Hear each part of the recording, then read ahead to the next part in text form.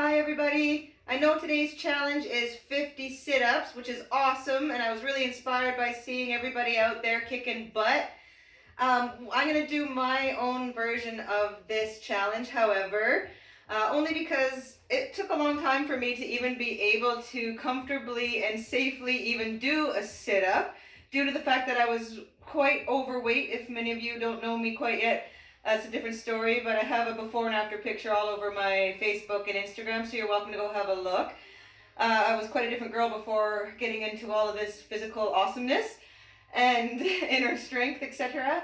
So I was injured. I received whiplash injuries to my spine, my ribs, my shoulder, my neck, hips as well. Life was pretty shitty just before I'd gotten into moving and all of this good stuff, and obviously to how much I've progressed into where I am today, being relatively pain-free, having a lot better mobility, range of motion, and everything else. So, on that note, I want to show everybody ways that you can work your core without having to flex your spine. That was my problem or issue in the beginning, where I couldn't train anything like that. That was traumatizing and terrifying to me. I couldn't do it from the pain, let alone the weakness and being overweight on top of it, not having the strength that I've earned like I have now. So, I would love to show you some of the ways that I sort of regressed and then obviously started progressing as I went along. And these are safe ways for anybody that has neck pain, maybe finds it hard to do a sit-up because there is some pain that they didn't know was there.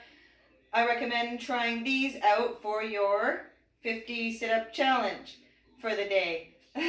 You can still work the core without having to just do sit-ups. So here we go. Let me show you some of my favorites. This one's a very straightforward one. It's very simple. We all know and heard of it. It's called the dead bug.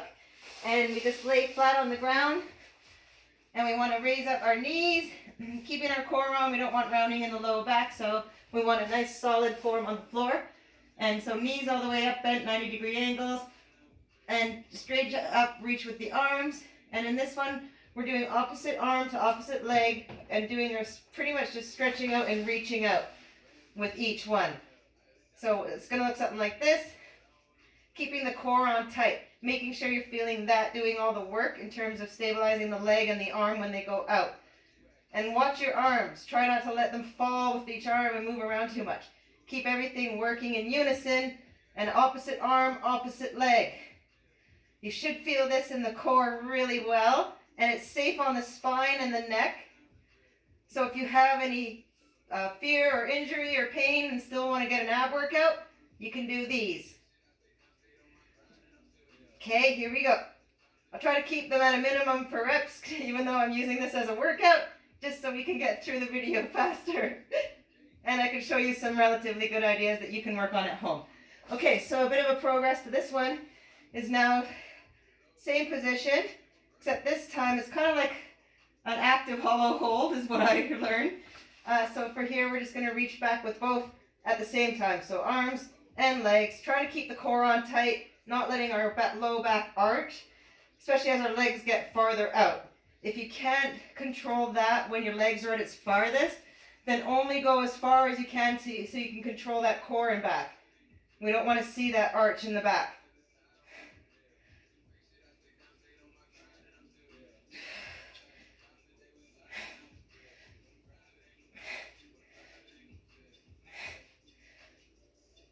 Again, this is a great one you can do for not flexing the spine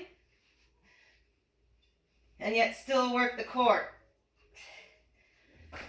Now, if you wanted to step that one up a little bit, you can always grab a weight.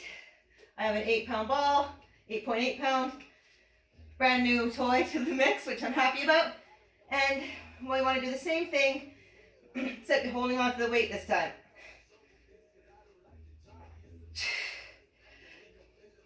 As long as you can maintain that brace core still. Otherwise, let go of the weight and go back to body movement.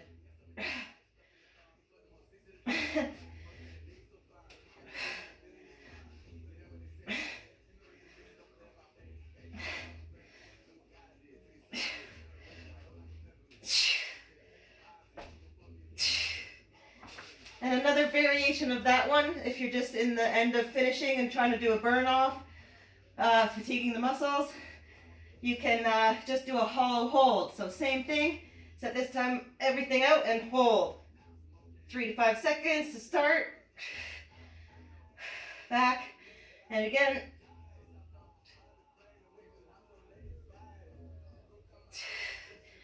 And then as you get better and better, you can always hold it for longer and longer and see and challenge yourself to see how far you can hold it and as long as you can.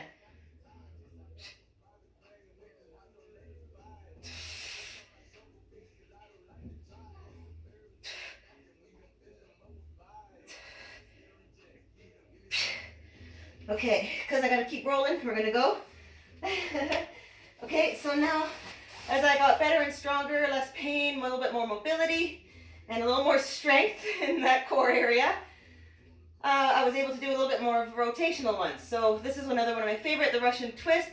As long as it's done well, we don't want to see too much rounding in the upper back. That sometimes happens too much. So we want to try to keep strong shoulders, nice and tall in this while we're just twisting side to side, and really striving to feel the core do all the work here. So by adding the twist too, we're working a different section of the muscles in the abs, more the obliques or the side abdominals, and it goes a little something like this. You can do your legs up or keep feet down depending on what's easiest, the best, safest for you for form. I'm going to make it challenging, put my legs up, and we just want to twist side to side, keeping those shoulders straight. We don't want to see anything like this. We want to just let the abs and the core do all the work. Here we go.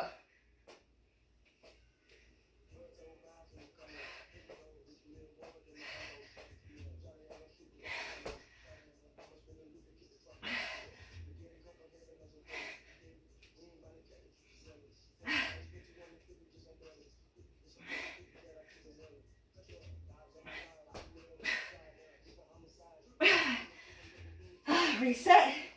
Push out a few more if you can. Never hurts to do some more, even when you don't want to. Get it. Okay, that was pretty good.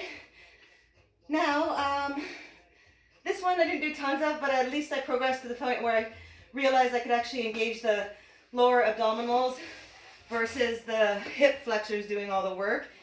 And going old school and pinning, just grabbing onto something like a handle, like on a TV entertainment stand or something, or a couch, whatever will support your weight when you're sort of pulling on it in case you don't control the core too well.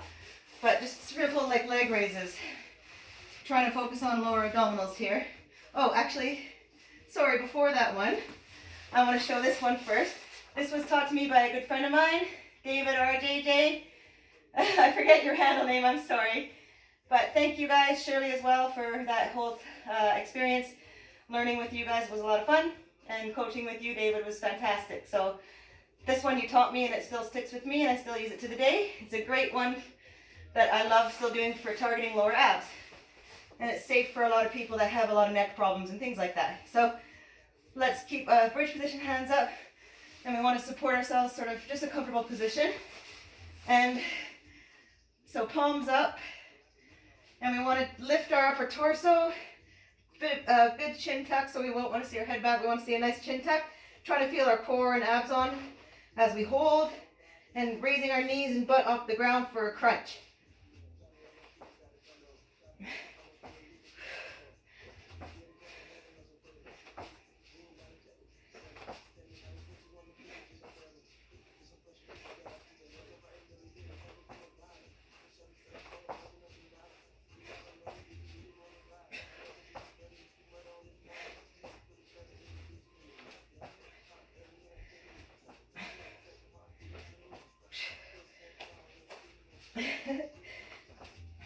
Trying to get a good sweat on out of this.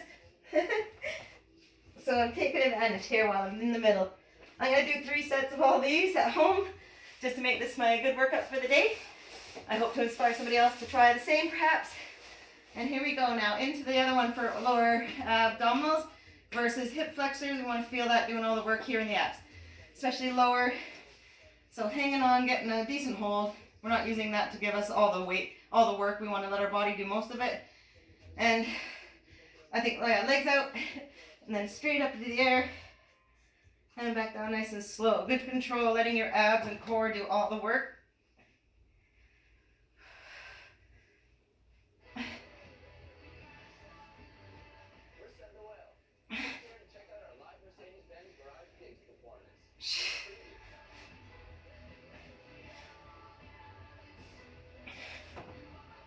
I find doing it this way versus hanging upright and vertical engages the abdominals more than it does the hip flexors.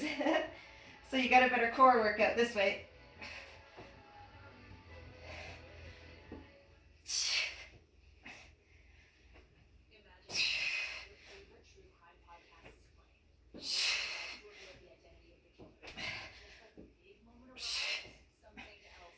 And you don't want to drop your butt back down hard.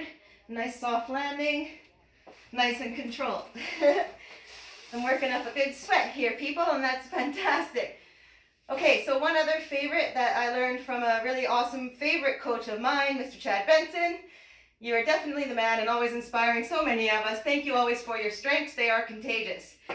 And now on that note, of course it's probably one of the most challenging ones out of the mix as well. But I highly recommend it. It's been great for me. And it's a different spin-off and works a whole lot more than just your abs. So you can either do this with no weight, or I usually choose just a lighter weight. This is 6 pounds.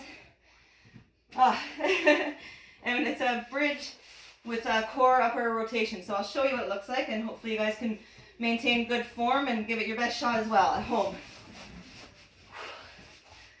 So here we are in a nice bridge position. Comfortable, set the shoulders, make everything look nice. Nice straight line. We just don't want to see any of this, too much of that, and good, everything on. Use the whole body here. Feet grip on the ground, everything, glutes on. Don't want our hips to get all sloppy when we go to rotate. But here, it looks a little something like this.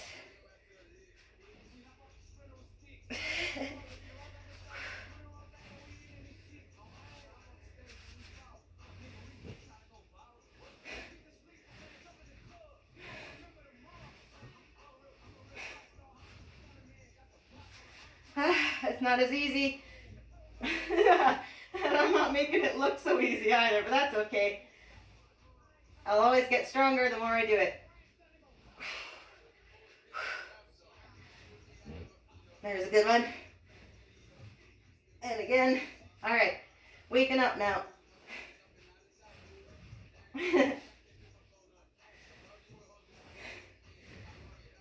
Okay, well, that's my demonstration for tonight. I hope everybody enjoyed some of those exercises. Maybe you learned some new ones you didn't know, and maybe you picked up some good ways or ideas on how to actually get abs and core done, even if you're struggling with spinal pain or some other injury that's sort of stopping you and making you avoid sit-ups.